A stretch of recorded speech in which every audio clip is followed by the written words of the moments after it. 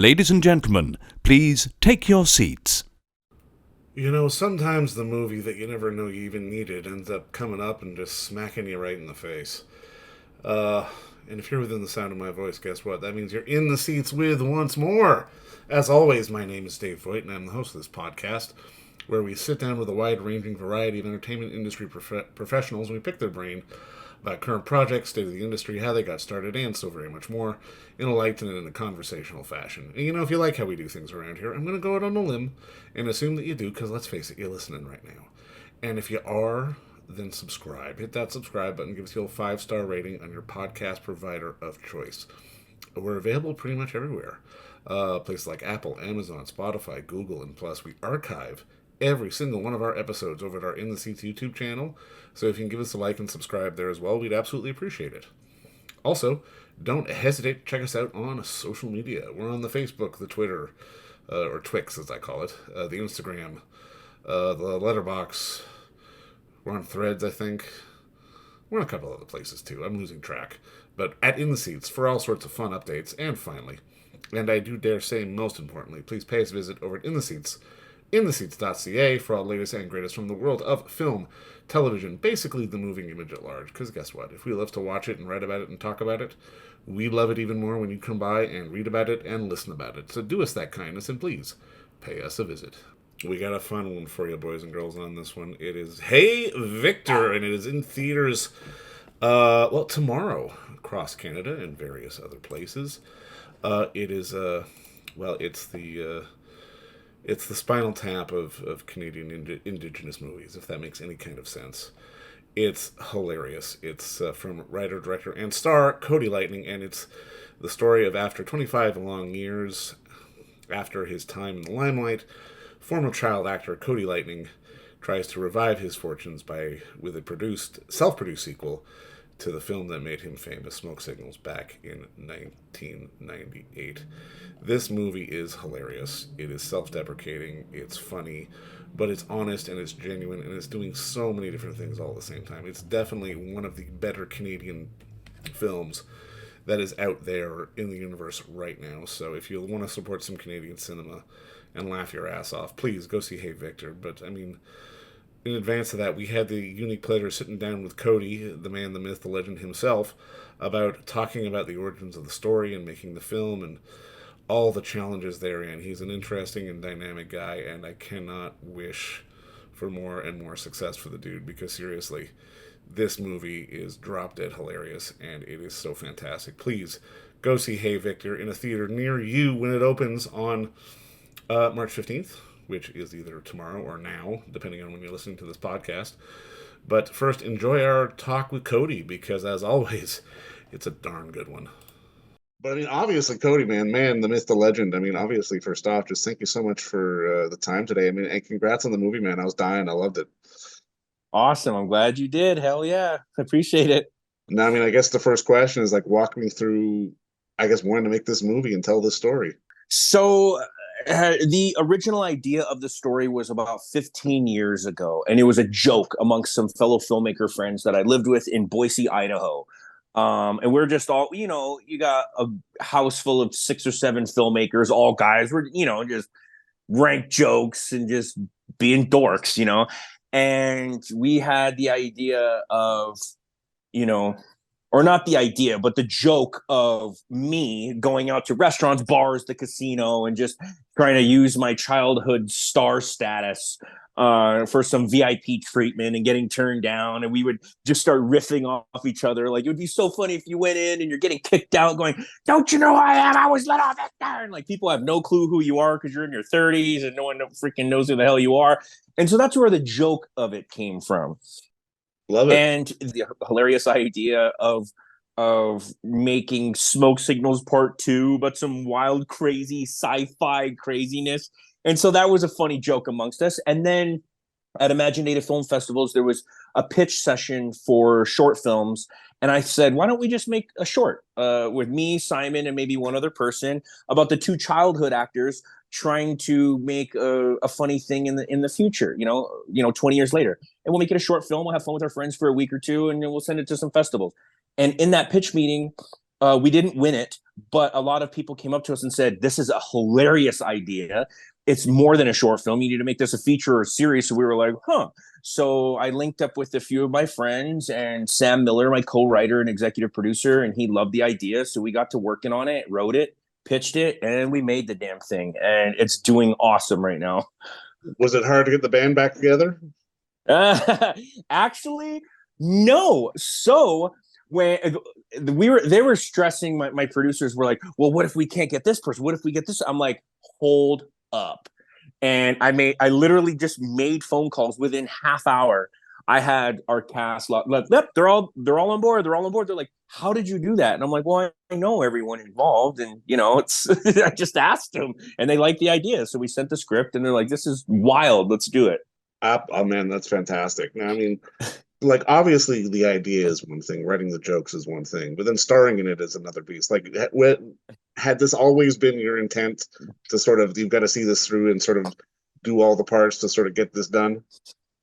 So to write and act, that was my thing. Okay. Not the directing, but the directing, acting, writing, just doing everything fits into the film. So that's why we thought it'd be hilarious for me to take on all those parts, because when I wrote it, and I was like thinking of who I wanted to cast for like the Kate character and my uncle character and the different other characters that weren't Smoke Signals related.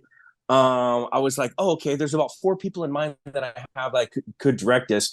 Oh, my one buddy style is great. Who do you think we should get to direct it? And my crew was just staring at me, and I'm like, why are you all staring at me like that? And they're like, you're directing this. And I was like, what? And so I was like, oh, so it all kind of fell into place as it was supposed to. And it was a great learning experience. It was such a fun experience. And yeah, it was never my intention to have all those titles, but we thought as a group it would be hilarious because of the content of the film for me to have that on the film of the film of the film, so. No, totally. It adds so many layers to it. It's fantastic. And I mean, I gotta ask about just casting and finding Hannah, because I mean, if there's anyone who is going to be your sort of spiritual soul sister who's also white, and she did a fantastic job with it. Yeah. So one person who wrote a review said Cody Lightning and Hannah Cheeseman remind me of the Tasmanian Devil and Bugs Bunny. I thought that was pretty damn cool. But yeah, so with the audition process, especially now that everything's through a self-tape and Zoom, essentially, especially during the pandemic, there was no in-person auditions, and I went through easily over 100 auditions, like holy smokes. And some I knew right away, nope. And some I was like, oh, that's potential. And then so moving forward with a chunk and then narrowing it down, Hannah was always at the top. And I was like, there's something about her. And we saved a lot of the jokes and the comedy for that character based on the ethnicity of who we cast, because we had it open. That part was open to Hispanic, Black, White, Indigenous. I had quite a few Native actresses and white actors that everyone auditioned for it, and I just kind of narrowed it down, and we saved a lot of those jokes for her based on the ethnicity that we cast, and Hannah knocked it out of the park. And then we had our chem reads because we couldn't do it in person through Zoom. So we met a few times a week for an hour or two and just, had coffee, chatted, sometimes not even about the script, just getting to know each other. And she was the glue to a lot of the stuff. She is such an all-star and so amazing. I can't wait for others to see her hilarious, antics in this film as well. No, I mean, I got to see this for the first time at the top 10 screening a few weeks back, and you were there.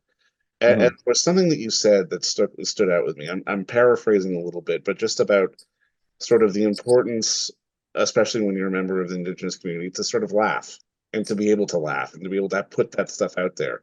And I mean, something about this film that I really loved is that it's still trying to give me, the white guy, sort of a sense of the Indigenous experience, but also allowing us to laugh at the same time. How important was it that for you to put out there into the universe? Because again, these movies aren't always that funny. Yeah, it's huge. And that's a huge part of our culture as Indigenous people, is humor. There's enough traumatic events in our lives that happen that really affect us heavily. But in those traumatic events, we can still find humor that, and they say, you know, laughter is medicine. It is. It's been a huge part of my life. When I was going through serious depression and dark periods of my life, it was my friends and family members that were able to call me and joke with me. And I know people that have had really harsh things happen to them, and they go to humor to try to get themselves out. And then sometimes it's a defense mechanism. I've used it for that as well. But in my life, laughing, joking around has been so huge. And if you ever go to a round dance or powwow or any kind of ceremony, you hear elders cracking jokes from if they're 85 years old to all the way to little kids that are 3, 4, 5 years old. And just the different levels of humor amongst ourselves in the Indigenous community is such a beautiful thing. And I want to showcase that more and more. I'm not going to be making any period pieces. If I do, I'll find a way to make it a little bit raunchy and rank, but I'm more of the contemporary, you know, not all things on the reserve, just like anywhere else. If you live in a different community, there's good parts of the community and bad parts. There's, Totally, yeah. you know, there's beautiful neighborhoods and there's ghettos. There's all of that. And on a reserve, it has everything. It has cultural, it has religious, it has really fancy, it has really poor, and everywhere in between. And so, you know, it was so important that also with my cast and crew, everyone knows the nature of this project and what the overall outcome and goal that I want is. So if you're on board 110%. Otherwise, it's not for you. And in that, people are like, I'm in. So you know that you are all there to just go wild, you know, in a contained way, but, you know, but like, let yourself go and let's make something hilarious and awesome. And we did it. Now, I mean, given that you were juggling 4 jobs, I'm kind of curious, did the sort of on-screen Cody blur into real-life Cody and vice versa? Like, how meta did the film actually Yeah, there was some times where it was like, even I was like, holy crap, because we were improvising and playing so much. And even some of the crew were like, are we rolling? I don't know when we're rolling, when we're not rolling sometimes. Because like me, Hannah Simon, Conway Kootenai, who played my uncle, we were joking around so much, especially Conway made the set vibe so amazing and hilarious. But yeah, so how I worked it was I have my first AD, Carly McTavish, and my executive producer and co-writer, Sam Miller, pretty much, you know, dealing with technical stuff behind the camera, because if I had to do a take and then watch playback, do a take, watch play, it would have taken so long. And because we shot this thing in 21 days, we had to keep it going. We went through sometimes 12 to 14 pages per day of heavy monologue and so dialogue, sorry. And I made sure that I was working in scene, heavy, steady flow with actors. And if I felt good, let's move on. Unless there was a lighting or technical issue. No technical issue. Shit. Okay, we'll do it one more time. And we were able to have a good pace throughout the whole thing. So I wouldn't have been able to do it without my team. It is not an individual. Like, I'm listed as director and all that stuff, but it was a team effort, 100%. I wouldn't have been able to do it without them. Well, I've got to imagine you've got to have faith in that team as well. I mean, especially if you're in the moment riffing with someone like Colin Mockery, you can't exactly have your brain sort of turn on and go, nope, nope, we're going off point here. Let's focus, you know. Oh, and I can't wait for people to see the blooper reels with me and Colin. Oh my gosh, that was a fun day. Oh, I'm sure, man. And I mean, another scene I absolutely loved is just bringing Adam back and bringing Adam into the scene. And it almost felt like you had him in as this sort of mystical fairy godfather that you could have had in dealing you cards sort of at this really key moment. Can you talk a little bit about how you wanted to frame sort of Adam's character coming back into the story? Well, yeah, that's who he was. He's the mythical in the background watching over me, you know, like. And so when I was writing it, it was, you know, how much do we want, well, not just him, but like Gary Farmer, Irene Bedard, how much do we want them in there? Do we just want talking head stuff with them, or how much? Like the script changed so much from the first version to what we ended up filming. And we wanted him to be that big reveal, and it was. It every screening we have, that first Adam Beach moment is ah, you with the wig and like his wise man philosophy tour, and just giving me life advice and all that stuff. We just a lot of this, I say it wrote itself, but it was just so there were challenges, but it was so easy for us because everyone was on board. And I said to all the other actors, you have to be able to make fun of yourself and be okay doing that. And as long as we're all able to be comfortable with that, this is going to be hilarious. And Adam was 100% on board and a really good team player in that area. I love it. I love it. And I mean, I got to ask though, first feature, first time doing it all. Is there, now that you're at the tail end of it, is there anything you kind of wish you knew at the beginning that you know now about sort of making a feature? No, because I've been in the film industry my whole life, so I've been around films a lot. This is just the first one that I kind of was the captain of the ship for. So you've seen all the steps. You just knew you just now it was just about implementing. Okay. Yeah, and so now it's like, okay, well, Cody, it's your turn. I was like, so I was a little nervous, but I was like, okay, well, screw it. I guess this is I'll do it. There was the challenges though that I weren't used to. Like filming during the pandemic was weird. Like that's why we weren't able to have Gary, Irene, and Adam come up to Canada. We had to go down there because every day the rules were changing, and I had an anxiety. Like I was talking to my PAs and everyone at the end of the days, no one's going to parties. Everyone's staying in our bubbles. We can't get COVID. We can't get shut down. That was weird to me, and I can't even believe some things I sit and think. I'm like, that actually happened. Like, so I've never been a part of a project where that was an obstacle, but it was really big, and that was wild. And then also cramming in that much in a short amount of time. So like, and of course money is always a thing. Yeah. The bigger the budget, the more cushion you have. And on independent films, it's like, we have to get this within the next hour or we're toast. Like, so you got to get it. And then you're on a big production where it's like, oh, we can come back another day, or, oh, it's okay. Well, so budgeting is a big thing. And so next project, hopefully we get some more funds so we can have a little more cushion and safety. As long as you don't have to do ADR over Zoom. I've heard horror stories. So. Oh yeah, well, I had to do ADR on my phone. You're like, can you record on your notes and then send it, and we'll let you know. And oh my God, yeah. That's rough. But I mean, just to start putting a bow on this, I mean, obviously it's going to be out in theaters pretty soon and then VOD. And I mean, at the end of the day, what do you hope like sort of audiences pull from this? Because I mean, again, in watching it, obviously it's drop dead funny. I was pissing myself laughing, but at the same time, you're still saying something. You're still trying to make us like a genuine statement about these characters. Yeah. So the first and foremost, I want people to know this is not Smoke Signals 2 who haven't seen it. Right? Let's put that on the table and be very clear. But just my main goal and wish and hope is for younger, not just Indigenous, but non-Indigenous filmmakers as well, young and upcoming artists. And that goes for musicians, painters, writers, filmmakers, whatever, to be resilient and to not take no for an answer, because we're told no constantly and the rejection can wear on you. And luckily I have been brought up in the film industry, so I have a little bit thicker skin than some others.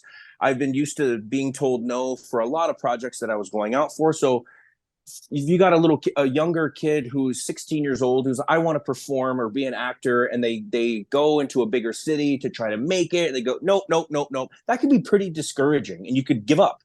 Okay. And I know a lot of people who have written projects that have never been made. They never got made. I'm like, why?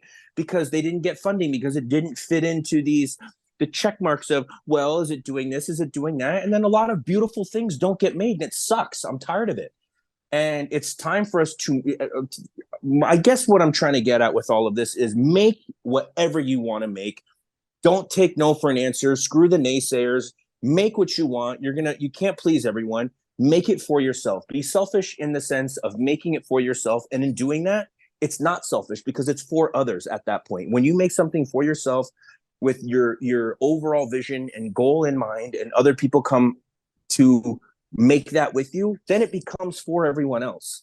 And you know, just to stick with it and not throw in the towel. It's so easy to, and I just hope that the younger people that see my film, which what's age appropriate. I'm not talking like 6, 7 year olds watching my movie who are seeing full That frontal might be a bit of a everything. push, yeah. Yeah, you know what I'm saying. But but even then, you got teenagers and they got a phone. They're exposed to way more than I was True, as a kid. true. You got the world in your pocket, in your palm, and kids are looking at wild shit these days. So Exactly, yeah. I don't know if my hill is the one that they're gonna die on as far as things that they see. But I just wish that our younger generation beneath me will see my project and say I can pick up a phone or work with my friends and make something silly, make something heartfelt that's true to them, and make an impact.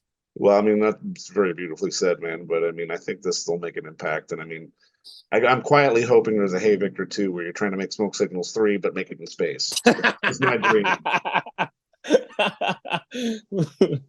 Smoke signals, or no, Hey Victor 2. Cody goes to Germany and starts his own tribe. I like it. I like it. I like it. But I mean, Cody, again, congrats on the work and thank you so much for the time today. I really appreciate it. David, I appreciate you, brother. Thank you so much. Right, bye, guys. And don't forget to visit our friends over at Bay Street Video for all your DVD, Blu-ray rental, or purchasing needs this summer, as they are still open for curbside and some mailing delivery as well. Over at 1172 Bay Street, Toronto, Ontario, Canada, you can give them a call at 416-964-9088. That's 416-964-9088. Or send them an email at baystreetvideoto@gmail.com for any of your DVD and Blu-ray needs.